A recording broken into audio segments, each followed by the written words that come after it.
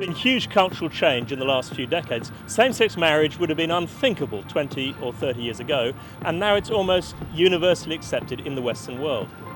And then suddenly, as if out of nowhere, the issue of transgender is the next big social cultural issue that's come to dominate the headlines, not just here in London, but all over the world. So how should Christians think about sex and gender in a world that celebrates our freedom to choose?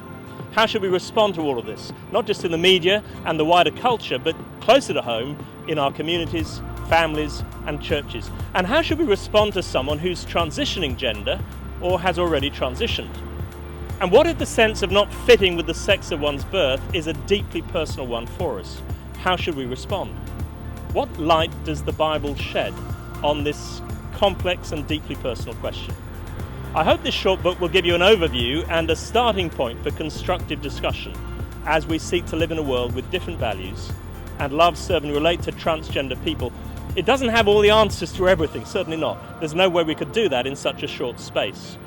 But as we start to look at transgender through the lens of the Bible's big story of creation, fall, redemption and glorification, we'll begin to see how we can make a thoughtful, wise and loving response that is distinctively Christian.